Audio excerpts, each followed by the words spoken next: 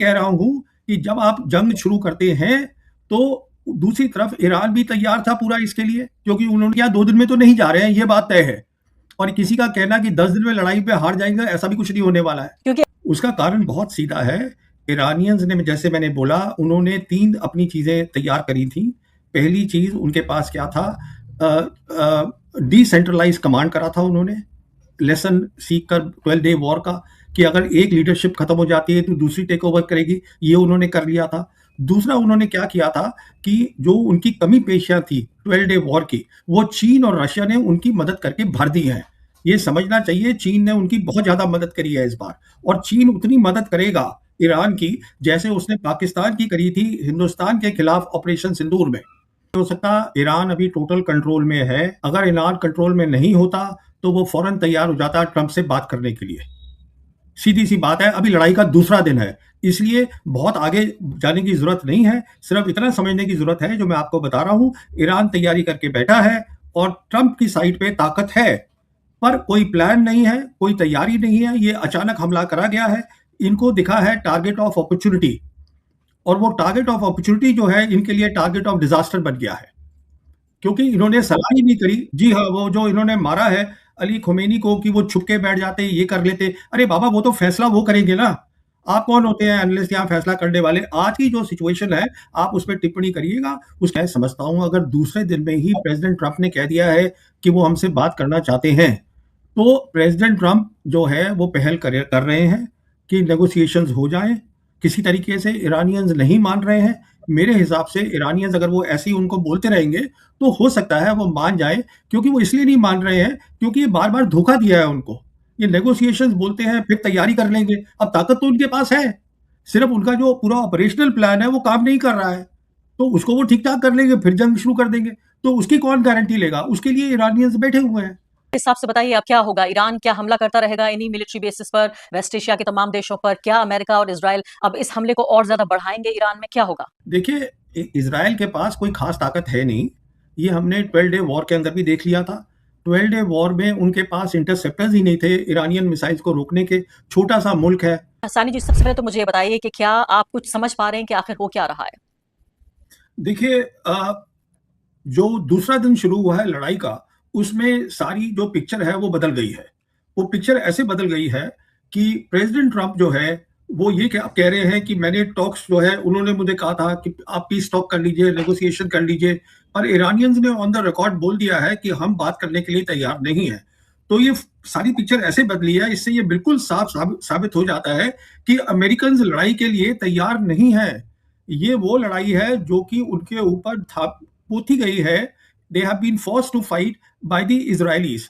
और वो उसका कारण ये है कि जो उनकी स्पाई एजेंसीज हैं, मोसाद वगैरह, उन्होंने पता लगा लिया था, वो फॉलो कर रही थी सुप्रीम लीडर को कि ये फला टाइम पे जो है वो अपनी कॉन्फ्रेंस करेंगे और ओवरग्राउंड करेंगे। तो the president was not ready but he was pushed by the Israelis कि, और देन द प्रेसिडेंट वाज, देखिए बहुत अजीब सी बात हुई है। प्रेसिडेंट जो है मेरे हिसाब से, उनको ये बता दिया गया, इजरायलीज ने उनको बताया है कि अगर हम इनकी टॉप लीडरशिप को मार देंगे तो हम रजीम चेंज कर देंगे, क्योंकि रजीम चेंज करना इनका वो बोल रहे हैं हमारा ऑब्जेक्टिव है, वो कर देंगे। अच्छा, इन्होंने कंसल्ट नहीं किया किसी भी अपने अरब नेशन के साथ कि अगर हम सुप्रीम लीडर को मार देंगे तो क्या होगा, वो उनको कंसल्ट नहीं किया गया है। तो अभी इनकी सबसे बड़ी प्रॉब्लम क्या है, ये खुद तैयार नहीं है, इन्होंने सिर्फ बिल्डअप करा था कोहेजन के लिए, और कई चीजें बता रही है कि तैयार नहीं है ग्राउंड पे। अगर आप कहेंगी मैं डिटेल्स बता दूंगा। दूसरी बात यह है, इन्होंने पहले बातचीत ही नहीं करी है अपने, ये जो सऊदीज है, कतर है, इन सब, बहरीन है, इनके जो लीडर्स हैं इनसे बात नहीं करी, क्योंकि वो इसको सीक्रेट रखना चाहते थे कि ये लीक ना हो जाए कि हम सुप्रीम लीडर को मार रहे हैं। तो अभी वो एक दिन के अंदर पासा ऐसा पलट गया है, ट्रंप अंडर प्रेशर है, तैयारी है नहीं, लोकल लीडर से बात नहीं करी है, और अब क्या किया जाए ये इनकी समझ में नहीं आ रहा जी, प्रवीण जी, अगर तैयारी नहीं थी तब तो उनके सबसे बड़े नेता का उन्होंने कत्ल कर दिया। अगर तैयारी होती तो क्या होता? उनके कंपाउंड पर इस तरह से बमबारी की जाकर, वहां की सरहदों में, वहां के एयर स्पेस में जाके। हमें तो ये सब बताया जा रहा था कि वहां का जो एयर डिफेंस मैकेनिज्म है ईरान का, वो बहुत जबरदस्त है। तो अगर तैयारी नहीं थी तो उन्होंने सीधे उनका सर हथिया लिया। जो अयतुल्ला खामेनेई है, अब जो भी चाहते हैं, मुझे डोनाल्ड ट्रंप ने आज फॉक्स न्यूज को इंटरव्यू दिया है, वो कह रहे हैं कि उनके जो टॉप 48 लीडर्स हैं वो एक शॉट में चले गए, 48 leaders are gone. in one shot and it's moving along rapidly. और तेजी से हम आगे बढ़ रहे हैं इस दिशा में. 48 नेता मार दिए, खामनेई साहब को मार दिया. देखिए, वो जो इन्होंने मारा है सबको, इनको मालूम ही नहीं है कि जो ईरानियंस हैं, वो पिछले साल जब लड़ाई हुई थी 2025 में 12 दिन की लड़ाई, उसके बाद उन्होंने कुछ फैसले लिए थे, कुछ तैयारी करी थी। उसमें एक बड़ा फैसला ये था जिसको हम बोलते हैं डिसेंट्रलाइज्ड कमांड। मतलब अगर टॉप लीडर को मार दिया जाए तो नेक्स्ट लीडरशिप जो है वो टेक ओवर कर लेती है। इसलिए ये जो बात कर रहे थे रजीम चेंज का, रजीम चेंज तो हो ही नहीं सकती थी, क्योंकि वो रजीम तो एक रजीम का आप ऊपर से हटा दिया। रजीम क्या होता है? उसका मतलब होता है गवर्नमेंट चेंज। अगर आप टॉप लीडर को मार देंगे तो सरकार थोड़ा ना बदल जाएगी, वो नेक्स्ट वाला उसकी टेक ओवर कर लेगा। और इसके कारण इन्होंने किसी को बताया नहीं। ये जो बिल्डअप था, मेरे हिसाब से ये किया जा रहा था बिल्डअप कि हम जो डिप्लोमेटिक टॉक्स चल रही थी, ये इनडायरेक्ट टॉक्स जो हो रही थी ओमान के थ्रू जिनीवा में, उसमें हम इन पे और प्रेशर डालें, और वो काम कर रहा था। काफी कुछ जो था वो मान गए थे on the nuclear issue. Iranians had agree to that. वो ओमान के जो लीडर थे उन्होंने कहा है ये सब कुछ। पर ये अचानक मेरे हिसाब से बीच में इजरायलीज आ गए कि देखिए हमें खबर मिल चुकी है पक्की कि जो अली खमेनी है इनका सुप्रीम लीडर, वो इतने और लोगों के साथ यहाँ पे बातचीत करेंगे, तो ये बहुत अच्छी अपॉर्चुनिटी है। तो उसका उन्होंने फायदा उठाया। इनको लगा कि जैसे इन्होंने वेनेजुएला में किया था, टॉप लीडर को उठा लिया तो सब कुछ बदल गया। ईरान में ऐसा नहीं होगा, ये इन्होंने सोचा नहीं। इन्होंने अपने लोकल जो इनके अपनी जो किंगडम्स हैं उनसे सलाहबाजी नहीं करी। अब किंगडम्स जो है वो फंस गई हैं बहुत बुरी तरीके से। वो इसलिए फंस गई हैं क्योंकि जो इंटरसेप्टर होते हैं, जो एयर डिफेंस सिस्टम्स होते हैं, वो उनके पास है ही नहीं। अमेरिका के पास बहुत तादाद में, जो कि वो जहां भी उनकी बेसिस है वो सभी को सप्लाई कर सके, वो उसमें कमी है। इसलिए ईरानियंस ने समझदारी से इनकी बेसिस पे अटैक किया है। उसके बीच में इन्होंने सुप्रीम लीडर को मार दिया। अभी जो किंगडम्स हैं सारी वो घबरा रही हैं, बिकॉज वहां लोग जो हैं ये बाहर इनमें देखिए जल से निकल रहे हैं बहुत बड़े बड़े। अभी अगर वो उन्होंने अपनी एयर स्पेस बंद कर दी है। वो इसलिए बंद करी है कि अगर वो अलाउ करते हैं अमेरिकन को, हमारी एयर स्पेस आप यूज करिए, यहाँ से फ्लाइट चलाइए, तो वो किंगडम्स को अपने लोगों से ही खतरा हो जाएगा कि आप ये सब कर रहे हैं। तो ये टोटल एक कंफ्यूजन है। ऊपर से प्रेसिडेंट ट्रंप ने कांग्रेस से परमिशन नहीं ली है, कांग्रेस की ऑथराइजेशन नहीं है। 4 तारीख को कांग्रेस का सेशन है, मार्च को परसों। तो ये सब तैयारी हुई कुछ नहीं है, ये बहुत क्लियर है। मैं ये आपसे एक दिन में पता जी हाँ, मैं आपसे बिल्कुल जानने की कोशिश करूंगी, और खासकर मुझे लगता है आप बिल्कुल सही इंसान हैं जानने के लिए। मुझे याद है जून के महीने में भी जब ये पूरा अमेरिकी हमला हुआ था ईरान पर, शायद आप ऐसे पहले व्यक्ति थे या एक ही व्यक्ति थे जिसने कहा था कि ईरान की ताकत को कम करके नहीं आंकना चाहिए। और मैंने आपसे नहीं, कई और रक्षा विशेषज्ञों से बात की थी, इसमें सिर्फ आपकी बात अलग थी। आपने कहा था कि लोहे के चने जब वादेगा ईरान, उसकी मिसाइलों का आपने जिक्र किया था। और मैं यहाँ कहते हुए मुझे खुशी हो रही है कि आप सही साबित हुए थे, न सिर्फ कि ऑपरेशन सिंदूर के वक्त, बल्कि ईरान की भी जब जंग हुई थी तब भी आप सही साबित हुए थे। मैं उस पर एक ही पल में आती हूँ। ईरान की कमजोरियां और ईरान की मजबूती दोनों की जानने की कोशिश करूंगी, और ईरान के साथी कौन से हो सकते हैं ये भी मैं आपसे जानूंगी। लेकिन मैं जो हैरान हूं जिस बात पर, वो ये कि जिन मिलिट्री बेसिस का आप जिक्र कर रहे हैं, वेस्ट एशिया के जो बाकी देश हैं, ज्यादातर जो अरब देश हैं, उनमें जो ईरान हमले कर रहा है, मैं इस दौरान जब से आपसे बात कर रही हूँ, हेडलाइंस देखिए क्या है। हेडलाइंस ये है कि किस तरह से सऊदी अरब पे हमला किया गया है, और सऊदी अरब में भी कहां, सऊदी अरब में बात हो रही है कि उनकी ऑयल रिफाइनरी पर, डेटा सेंटर पर यूएई के, इसके अलावा शारजाह में एक जो मॉल है अभी भी वो जल रहा है, उसमें आग नहीं बुझ पाई है। तो इनको मिलिट्री बेसिस तो नहीं कह सकते, तो यहाँ तो कोई फौजी नहीं है, क्यों कर रहा है ईरान ऐसा? देखिए, ये एक बहुत सोची समझी स्ट्रैटेजी है। ईरानियंस लोग सोच रहे हैं, इन्होंने शुरुआत करी थी मिलिट्री बेसिस के साथ, तब उन्होंने रियलाइज किया कि अभी इन्होंने जो सुप्रीम लीडर को मार दिया है, जलसे हो रहे हैं। अब इन्होंने थोड़ा सा जैसे रिफाइनरीज को उड़ा दिया, अमेजॉन सेंटर हट उड़ा दिया दुबई में जो आप बता रही हैं। उसका मतलब ये है कि जो अब लोकल ये किंगडम्स है, ये प्रेशर डाल रही है अमेरिका पे सॉरी, कि आप लड़ाई बंद करिए। अब जैसे उन्होंने जो साउथ के जो किंग है, उन्होंने तो साफ बोल दिया है कि हमको जो है हम इसमें नहीं पड़ेंगे, and they are not retaliating. उन्होंने एयर स्पेस अपनी बंद कर दी है। तो ये सब प्रॉब्लम्स खड़ी हो गई हैं, क्योंकि something like 40,000 troops of America वो इन सब बेसिस में है। और देखिए कितनी तबाही हो रही है। जो इनका 5th फ्लीट का हेडक्वार्टर्स है बहरीन के अंदर, उनके हेडक्वार्टर्स को ईरानियंस ने मिसाइल दाग दी है वहां पे। तो कहने का मतलब ये है कि इनकी 2-3 गलतियां रही बहुत बड़ी। पहली, इन्होंने समझा ही नहीं कि सुप्रीम लीडर को मारने का मतलब क्या होगा। जैसे कि मैं समझता हूं, जो सुप्रीम लीडर है उनका, अली खमेनी जो थे, वो he was equivalent to a pope for the Shias. तो उसमें आप देखिए हिंदुस्तान में भी जलसे निकल रहे हैं, हर जगह हो रहा है। तो ये तो इनको समझ में ही नहीं आया, इनको लगा रजीम चेंज हो रही है। दूसरा, इन्होंने खुद तैयारी ही नहीं करी थी। तैयारी मैं इसलिए कह रहा हूं, क्यों नहीं करी थी, इनके पास इंटरसेप्टर्स नहीं है काफी। फिर जो इनका एक न्यूक्लियर पावर्ड एयरक्राफ्ट कैरियर है अब्राहम लिंकन, जो इनका गल्फ ऑफ ओमान में था, उसमें खबर आई कि जो ईरानियंस हैं उन्होंने 4 बैलिस्टिक मिसाइल दाग दी हैं, जो कि कबूल नहीं रहे हैं pentagon. But the very fact कि उन्होंने उसको वहां से हटा दिया है, अब वो गल्फ ऑफ ओमान में नहीं है, इसका मतलब ये सब बिल्डअप हो रहा था, पर फैसला नहीं लिया गया था कि लड़ाई करनी है। इसका मतलब ये है कि जो उनकी सेंट्रल कमांड है अमेरिका की, मैं आपके दर्शकों को बताना चाहता हूं, उनकी सब कमांड में से सबसे ज्यादा वॉर एक्सपीरियंस सेंट्रल कमांड को है। पर सेंट्रल कमांडर को यह भी तो बताना पड़ेगा ना कि आप क्या कर रहे हैं, बिल्डअप किस काम के लिए कर रहे हैं। ये उसको सीक्रेट मेरे हिसाब से रखने की कोशिश कर रहे थे कि इसको हम उड़ा देंगे, रिजीम चेंज हो जाएगा, इसीलिए इन्होंने यूएस कांग्रेस को भी नहीं बताया। तो ये सारे फैसले जो है बिना सोचे समझे, ये ऐसा लगता है कि एक आदमी प्रेसिडेंट ट्रंप ने ही ले लिए है। अब प्रेसिडेंट ट्रंप जो है मुश्किल में फंस गए हैं, तो अब वो कह रहे हैं हमसे वो ईरानियन बात करना चाहते हैं, ईरानियन कह रहे हैं हम बात नहीं करेंगे। जी हाँ, तो तो यानी बहुत ना अपने आप में ये हैरानी की बात तो है। अब मैं जानना चाहती हूँ, जो दर्शक हमारे जानना चाहते हैं, वो ये कि अगर आप वेस्टर्न कमेंटेटर्स को सुने, जो अमेरिका या इंग्लैंड में बैठे हुए हैं, कुछ हमारे यहाँ भारत में भी हैं, वो कह रहे हैं कि ईरान 10 दिन नहीं टिक पाएगा, और उसके पीछे 2 वजह बता रहे हैं। पहली बात तो यानी आप समझिए कि इस बात से तो आपको भी ना इत्तेफाकी नहीं होगी कि अमेरिका दुनिया की सबसे बड़ी मिलिट्री पावर है, सबसे बड़ी फाइनेंशियल पावर है। तो ये तो अपने आप में बिल्कुल गैर बराबरी की अनइक्वल फाइट है, इस बात से तो आप भी इनकार नहीं करेंगे। लेकिन जहां तक ईरान की मिसाइलों का जिक्र हो रहा है, वहां बात ये हो रही है कि ईरान की मिसाइलें तो बहुत सारी फूक चुकी हैं उस दौरान, जबकि जून में जो ईरान की आधी ताकत को एक तरह से चूस लिया इजराइल और अमेरिका ने। तो ये भी एक महत्वपूर्ण बात है। दूसरी बात यह है कि हिजबुल्लाह और हमास, इन दोनों के ऊपर अगर निर्भर करता ईरान, तो इन दोनों की ताकत इतनी कम हो चुकी है कि हिजबुल्लाह की तो लगभग आखिरी सांसें चल रही हैं, हमास का हश्र आप जानते हैं। तो ऐसे में ईरान को बहुत कमजोर करके दिखाया जा रहा है। ऐसा है, ये अमेरिका दुनिया की नंबर 1 मिलिट्री पावर है, और इस समय लड़ाई जो है ईरान, वो अमेरिका के साथ नहीं लड़ रहा है, वो नेटो और इजराइल के साथ लड़ रहा है। नेटो भी इन्वॉल्व हो गई है। तो ईरान को पता है कि ये लड़ाई जो है वो बराबरी की नहीं है। पर हुआ क्या है कि जो मौके हैं, सर्कमस्टांसेस हैं, मैं आपसे ये कहना चाहता हूं, वो ईरान को फेवर कर रही है। और क्या चीजें उनको फेवर कर रही हैं? पहली बात तो जो उनकी बेसिस है और उनकी किंगडम्स हैं, वहां पे हाहाकार मची हुई है कि जो लोग हैं कहीं वो बगावत ना कर दें किंगडम के खिलाफ, किंग के जो उनके ये जो शेख वगैरह है इसके खिलाफ ना कर दे वहां पे, क्योंकि वो लीडर को मार दिया है, सुप्रीम लीडर को शिया के। वहां पे ये चल रहा है। फिर इंटरसेप्टर्स नहीं है, सेंटकॉम का प्लान नहीं बना है। मैं ये नहीं कह रहा हूं कि अमेरिका सब ये ठीक नहीं कर सकता, मैं ये कह रहा हूं कि उनकी तैयारी नहीं थी। और अब जो है यूएस कांग्रेस 4 तारीख को वो बैठ रही है, और जो उनकी वॉर पावर्स है ही नहीं, इसकी ट्रंप की, प्रेसिडेंट ट्रंप की, देखिए जो वॉर पावर्स होती हैं वो यूएस कांग्रेस के पास होती है, पर जो प्रेसिडेंट होता है उसके पास इमरजेंसी पावर्स होती है। इमरजेंसी पावर का मतलब ये होता है कि अगर आपकी नेशनल सिक्योरिटी को खतरा हो, तब जो है अमेरिकन प्रेसिडेंट एक्शन ले सकता है।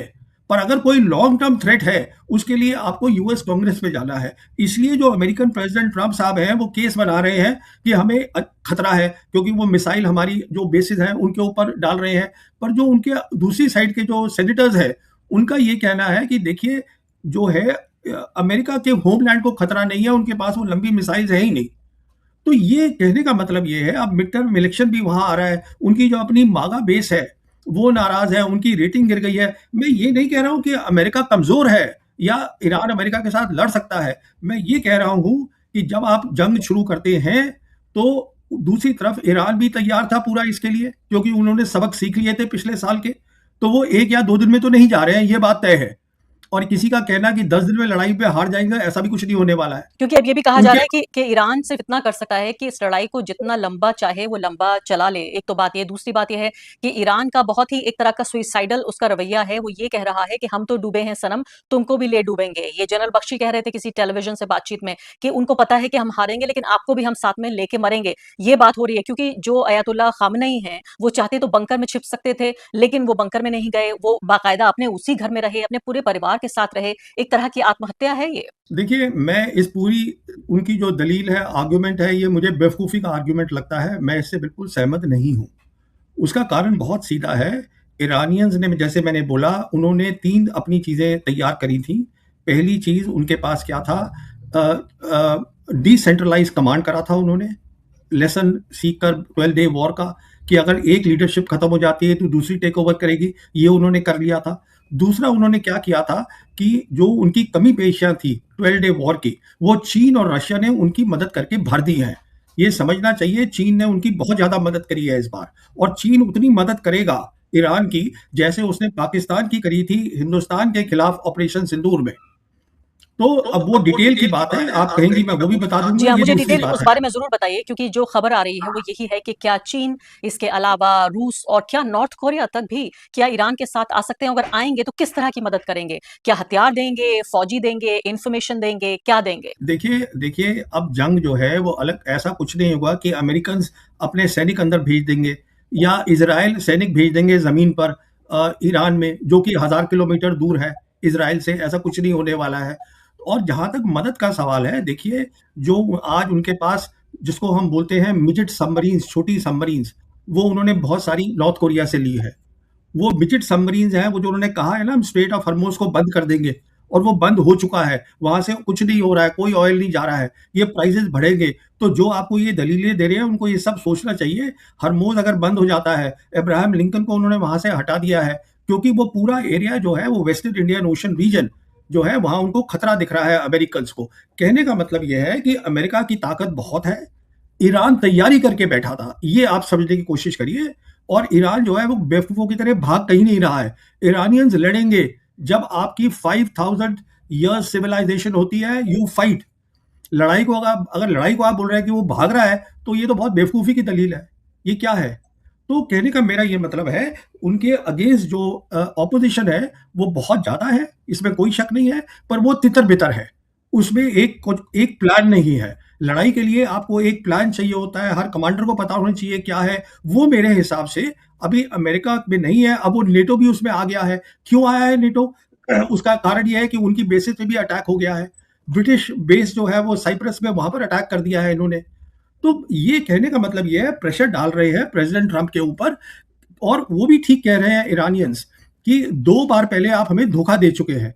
जब टॉक्स हो रही थी, एक तो पहले वो जेसीपीओ थी, उसके अंदर प्रेसिडेंट ट्रंप ने वहां से विड्रॉ किया, जो ठीक ठाक चल रहा था। उसके बाद प्रेसिडेंट ट्रंप, जब ये 12 डेज वॉर हुई है, तो नेगोशिएशन चल रही थी। उसके 2 दिन पहले आपने अटैक करवा दिया। अब फिर नेगोशिएशन चल रही थी जिनीवा के अंदर, आपने अटैक कर दिया। तो मैं ये आपसे कहना चाहता हूं, बड़ी सिंपल सी बात है कि ईरान की तैयारी है। ईरान लड़ेगा, कितनी देर तक लड़ेगा ये कहना मुश्किल है, पर जो मैं कह सकता हूं दावे के साथ, हर दिन जो पिक्चर बदल रही है, वो अमेरिका के लिए अच्छी नहीं है। जी हाँ, और इसमें कई अमेरिका की बातें मैं कई बातें नॉट नोट ओनली करना चाहती हूँ। जी, श्योर। नॉट ओनली जी, देखिए, नॉट ओनली जंग के लिए अच्छी नहीं दिख रही मुझे पिक्चर। ताकत बहुत है अमेरिका में, इसमें कोई शक नहीं है, इसको कोई नहीं बोलेगा कि ताकत नहीं है। पर उनकी पिक्चर रोज जैसे बदल रही है, वो अच्छी नहीं दिख रही है। और दूसरा, सबसे बड़ा आज प्रॉब्लम क्या होगी अमेरिका को, अगर अमेरिका ने इंसिस्ट करके बातचीत करी, इसीलिए ईरानियंस उसको ड्रैग कर रहे हैं, इमीडिएटली बात नहीं कर रहे हैं, तो उसका इम्पैक्ट जो है लोग देख रहे हैं। इसके बाद जब लड़ाई, मान लीजिए नेगोशिएशन शुरू हो जाती है, उसके बाद क्या होगा कि ये सारी किंगडम सोचेंगी कि क्या हमने खतरा मोल ले लिया इनकी यहाँ बेसिस से, क्या हम इनको बोलना चाहिए कि आप यहाँ से चले जाइए। कहने का मतलब ये है कि जियो पॉलिटिक्स मिडिल ईस्ट की बदल जाएगी। बिल्कुल, यानी आप, कुछ भी हाँ दुनिया जी, जो है वो पहले जैसी नहीं रहेगी। लेकिन प्रवीण जी, मेरे पास 1-2 सवाल और हैं आपके लिए और बहुत अहम सवाल हैं। उसमें एक सवाल जी, ये भी है कि ये पूरा जो खित्ता है, आप ये कह रहे हैं ये फ़िक्रमंद हो सकते हैं। लेकिन जिस तरह से अमेरिका के पूरे तरीके से गुलाम हैं ये, फाइनेंशियली, मिलिटरीली, स्ट्रैटेजिक हिसाब से भी हम देखें, तो इनकी तो इतनी हैसियत नहीं है कि सर उठा के बात कर सकें। चाहे वो सऊदी अरब हो, यूएई हो या और भी कतर या यहाँ तक कि जॉर्डन भी हो, ये तो सब अमेरिका के बिल्कुल इशारों पर और उनके रहमो-करम पर चलते हैं। मैं यहाँ पर ये भी देख रही थी, आप बातचीत का ज़िक्र कर रहे हैं कि जो ओमान के फॉरेन मिनिस्टर हैं, उन्होंने बाकायदा वेस्टर्न मीडिया को बयान दिया कि पूरे तरीके से कोई ऐसी बात नहीं बची थी जिस पर ईरान तैयार ना हुआ हो। अमेरिका की जो शर्तें थीं और उसके बाद भी हमला किया, और फिर ये भी कहा जा रहा है कि हमला इसलिए हुआ क्योंकि हर बात के लिए तैयार हो गया था ईरान, तो कोई वजह ही नहीं बची थी। अब यहाँ जो रिजीम चेंज की बात हो रही है, एक ये भी बात कही जा रही है कि रिजीम चेंज के लिए अब उन्होंने खामनेई साहब को तो हटा दिया, आयतुल्लाह खामनेई को। अब क्या इसी सिस्टम में, इसी रिजीम में क्या चेंज ऑफ फेस, चेहरा बदल के किसी और का चेहरा लगा दें कि हमें ये मंजूर है और ये मंजूर नहीं है? क्या इस तरह की कोई एक एक्सरसाइज हो सकती है? देखिए, ऐसा कुछ भी नहीं हो सकता। ईरान अभी टोटल कंट्रोल में है। अगर ईरान कंट्रोल में नहीं होता, तो वो फौरन तैयार हो जाता ट्रंप से बात करने के लिए। सीधी सी बात है, अभी लड़ाई का दूसरा दिन है, इसलिए बहुत आगे जाने की जरूरत नहीं है। सिर्फ इतना समझने की जरूरत है, जो मैं आपको बता रहा हूं, ईरान तैयारी करके बैठा है और ट्रंप की साइड पे ताकत है, पर कोई प्लान नहीं है, कोई तैयारी नहीं है। ये अचानक हमला करा गया है। इनको दिखा है टारगेट ऑफ अपॉर्चुनिटी, और वो टारगेट ऑफ अपॉर्चुनिटी जो है, इनके लिए टारगेट ऑफ डिजास्टर बन गया है। क्योंकि इन्होंने सलाह ही नहीं करी। जी हाँ, वो जो इन्होंने मारा है अली खुमैनी को कि वो छुप के बैठ जाते, ये कर लेते। अरे बाबा, वो तो फैसला वो करेंगे ना। आप कौन होते हैं एनालिस्ट यहाँ फैसला करने वाले? आज की जो सिचुएशन है, आप उस पे टिप्पणी करिएगा। उसकी टिप्पणी बहुत सीधी है। This has worked in Iran's favour. His death जो नहीं होनी चाहिए थी, पर चलिए अब उससे जो है वॉर के अंदर उससे ईरानियंस को बहुत फायदा हो रहा है और उनको अपनी मार्टरडम मिल गई है। अली खुमैनी साहब को अब 86 ईयर्स के तो थे ही, और उनकी कोई हेल्थ भी अच्छी नहीं थी, चल भी नहीं ठीक ठाक पा रहे थे, मतलब चल ही रहे थे। तो कहने का मतलब ये है कि वो अपने कौम के, अपने मजहब के काम आ गए, और उससे जो उनका मुल्क है उसको भी फायदा हो गया। तो देखिए, ये सब बातें होती है जिनको ये ट्रम्प को समझनी चाहिए थी। अब ये है कह देना he was a terrorist, he may be a terrorist for you, but he was the pope of the Shias. You have to understand that part. और इसके तो इन अलावा लोगों प्रवीण जी इसके अलावा जी ये भी जो इस्लाम धर्म में पूरा शहादत का जो कॉन्सेप्ट है, जो करबला से आया है, और खासकर शिया जी जो सेक्ट है उसमें तो बहुत अहमियत है। और इसीलिए हम देख रहे हैं कि जो जुनून है इस वक्त, मुझे लगता है कि जो सरकार के खिलाफ रहे होंगे ईरान में, वो लोग भी सड़कों पर आ गए हैं, क्योंकि वो ये नहीं चाहते थे, वो चाहते थे तब्दीली आए, लेकिन वो ये नहीं चाहते थे कि इस तरह अमेरिका उनके घर में घुसकर उनके सबसे बड़े नेता की हत्या कर दे। और इसीलिए पूरी दुनिया में जो ये गुस्सा और गम का पूरा जो मौसम आ गया है, तो इस बात से क्या अमेरिका, क्या उसके एडवाइजर डोनाल्ड ट्रंप के ये नहीं बताते उन्हें कि उन्होंने रिजीम को जिसको चेंज करने की बात कर रहे थे, उसी रिजीम को तो उन्होंने कहीं ज्यादा मजबूत कर दिया। देखिए, इनकी ये बात समझ में नहीं आती, और ये एरोगेंस है अमेरिकन पावर की, मिलिट्री पावर की, कि हम कुछ कर कह देंगे तो वो हो जाएगा। तो वो अब दुनिया बदल गई है, सीधी सी बात है। इनके ऊपर ऐसी बात नहीं है जो लोग समझ नहीं रहे हैं। चाइना और रशिया का भी बहुत प्रेशर आ रहा है प्रेसिडेंट ट्रंप के ऊपर। ऐसी बात नहीं है, वो हथियार भी उनको दे रहे हैं, उसको मदद भी दे रहे हैं। आज जो ईरान टारगेटिंग कर रहे हैं, एक्यूरेट टारगेटिंग, वो बेदू सिस्टम के कारण कर पा रहे हैं। जो चाइनीज का बेदू सिस्टम है, वो इस समय दुनिया का नंबर 1 सिस्टम है, वो जीपीएस से बेहतर है। तो और इन सब बातों को किस तरह काम समझना है करता है? पहले। और रूस क्या जी, करेगा? रूस तो पहले से ही, पुतिन तो पहले से ही एक जंग में अपने को इन्वॉल्व किए हुए हैं यूक्रेन के साथ, तो वो किसी स्थिति में है क्या मदद करने की? देखिए वो कर तो रहे हैं। वो अभी जो उनका एयरक्राफ्ट है, जिसने कि इसका ईरानियन एयरक्राफ्ट जो है, उसने इराक में हमला किया है, that's a Russian aircraft. You see, so कहने का मतलब ये है, they have given them layer defence, बहुत चीजें दी हैं, और they are putting lot of pressure on America to come and talk and stop this war. बिल्कुल, आखिरी सवाल अब ये मुझे बताइए, आने वाले 1 हफ्ते में जिस सवाल में सबसे ज़्यादा दिलचस्पी है हमारे दर्शकों की, खासकर वो लोग भी कि लगभग 1 करोड़ से कुछ कम लोग पूरे खाड़ी के देशों में रहते हैं, गल्फ कंट्रीज़ में, उन सबके परिवार बहुत परेशान हैं, सारा एयर स्पेस बंद कर दिया है, भारत की सरकार ने तमाम फ्लाइट्स रद्द कर दी हैं, फिलहाल तमाम किसी भी खाड़ी देश को जाने वाली। तो इस लिहाज से मुझे बताइए, अगले आने वाले हफ्ते में क्या कुछ हो सकता है? इतनी जंगें आपने देखी हैं, इस जंग में क्या होगा? देखिए, पहली बात तो ये है कि मैं समझता हूँ, अगर दूसरे दिन में ही प्रेसिडेंट ट्रंप ने कह दिया है कि वो हमसे बात करना चाहते हैं, तो प्रेसिडेंट ट्रंप जो है वो पहल कर रहे हैं कि नेगोशिएशंस हो जाएं। किसी तरीके से ईरानियंस नहीं मान रहे हैं। मेरे हिसाब से ईरानियंस अगर वो ऐसे ही उनको बोलते रहेंगे, तो हो सकता है वो मान जाए, क्योंकि वो इसलिए नहीं मान रहे हैं क्योंकि ये बार बार धोखा दिया है उनको। ये नेगोशिएशंस बोलते हैं, फिर तैयारी कर लेंगे। अब ताकत तो उनके पास है, सिर्फ उनका जो पूरा ऑपरेशनल प्लान है वो काम नहीं कर रहा है, तो उसको वो ठीक ठाक कर लेंगे, फिर जंग शुरू कर देंगे।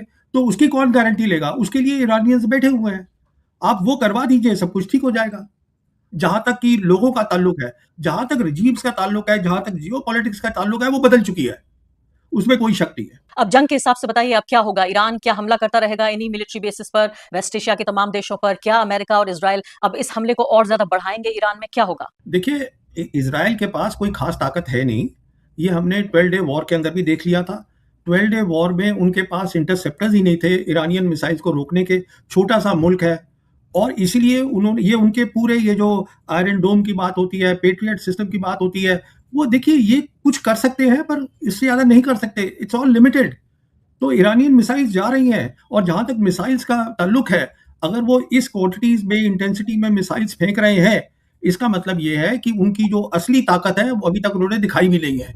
अब कब दिखाएंगे, कैसे दिखाएंगे? मैं आपको ये बताना चाहता हूँ, आपके दर्शकों को, कि मेरी असेसमेंट ये है कि अमेरिका जैसे कि पहल कर रहा है नेगोशिएशन की, तो इसका सीधा जवाब यही हो सकता है कि जो किंगडम्स भी और प्रेशर डालें अमेरिका के ऊपर, और वो डाल सकती हैं। ऐसी बात नहीं है, वो वेसल स्टेट्स ही हैं, पर वो डाल सकती हैं, क्योंकि उनके अपने मुल्क के अंदर जो है वो हाहाकार मची हुई है। तो कहने का मतलब ये है मेरा कि अब मानना है ईरान को लड़ाई के लिए। और जहां तक ये कहना कि उनके पास लिमिटेड मिसाइल्स है, देखिए वो लिमिटेड मिसाइल्स उन्होंने भी अपनी कैलकुलेशन करी है। वो लोग बेवकूफ नहीं है, वो लड़ाई करने के लिए तैयार है। For them it is a war of survival. They will fight, it's simple as that. जी। वो कहीं नहीं भाग रही। तो नाजरीन, आज हमने देखा कि ईरान ने वो कर दिखाया जो किसी ने सोचा भी नहीं था। बिल्कुल वही जो पूरी दुनिया को ईरान कर रहा है। प्रवीण स्वानी के मुताबिक भी ईरान ने पहले से मुकम्मल तैयारी कर रखी थी और ट्रंप जैसे बड़े ताकतवर लीडर भी इसके मुकाबले में ईरान हैं। अब सवाल यह है कि ईरान ने ये सब कैसे मुमकिन बनाया। चीन की भरपूर मदद, जदीद टेक्नोलॉजी और मुकम्मल प्लान के साथ जो है ना, ईरान ने एक ही ऐसी पोजीशन बना ली है जिसका तसव्वुर कोई नहीं कर सकता था। और देखें, इसराइल की चीखें निकाल दी गई हैं पूरी। तो आपने आज जो भी देखा वो सिर्फ शुरुआत है। ईरान ने साबित कर दिया कि मुकम्मल तैयारी और हिकमत अमली के बगैर कोई भी हमला कामयाब नहीं हो सकता। ये वीडियो आपको इस बात का एहसास दिलाती है कि दुनिया के सबसे बड़े ममालिक भी कभी कभी ईरान रह जाते हैं। और तो आज के लिए दोस्तों इतना ही। मज़ीद अगर इस तरह की रिएक्शन वीडियो आपने देखनी है तो हमारे चैनल को सब्सक्राइब कर लें। वीडियो पसंद आई हो वीडियो को लाइक और दोस्तों के साथ शेयर ज़रूर कर लें। इंशाल्लाह मिलते हैं किसी और वीडियो में।